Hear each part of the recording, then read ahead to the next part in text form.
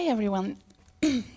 So, what do we do as cultural institutions the moment we realize that we compete with the rest of the world in producing interesting experiences? What do we do when we realize that we compete with the best programmers in the world, sitting in Silicon Valley, with the best funding? Well, in Norway, we usually write an application to the Art Council. That would be the usual thing to do.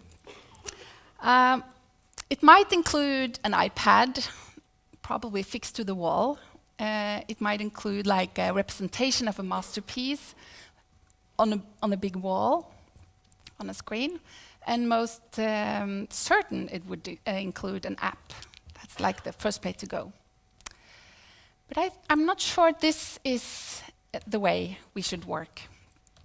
And this is also the motivation behind this seminar, that I think we need to change how we move forward.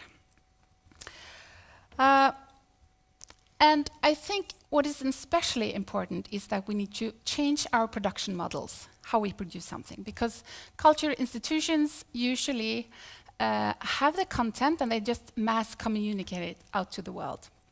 But that's not how the world works, digitally at least. We also need to upscale the organization because museum experts are not the best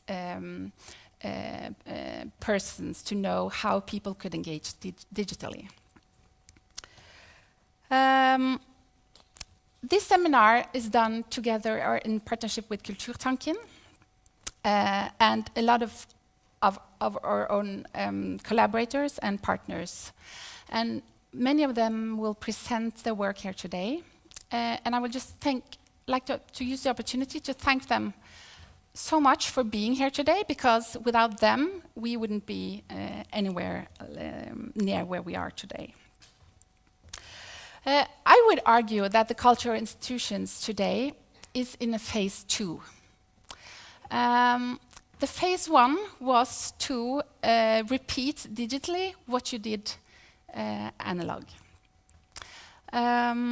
Like the newspapers, the idea was to just copy the practice and hope for the best. But I think now we need to change this way of thinking. So how do we do that? I think one important aspect is to look into the core value of the institution and how could that be represented digitally. That's an important aspect. And I think also we have to face that we don't own our own distribution system anymore.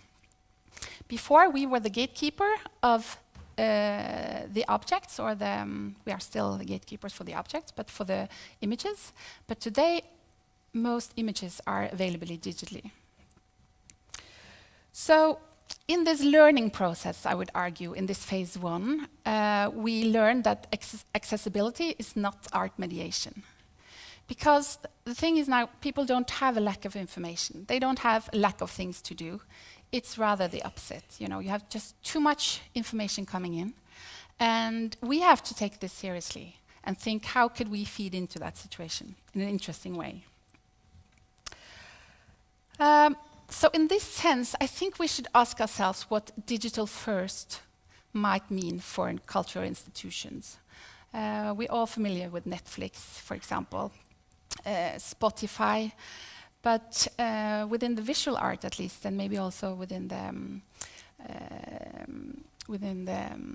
publishing businesses, we don't have this kind of successful examples yet.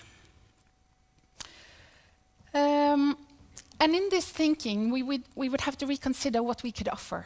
What is our offer to society? And can we actually continue serving the public with high-value information and experiences that serve the public in a good and interesting way? And I think clearly the question is yes, but how do we do that? And this is basically what I hope that we will get an insight to today. I'm so excited about the day, and I have to admit that the whole title and the idea came from a conversation with one of the speakers, Tanja Nelson, because she approached me on this seminar and said, why do we never talk about the solutions, only the problems?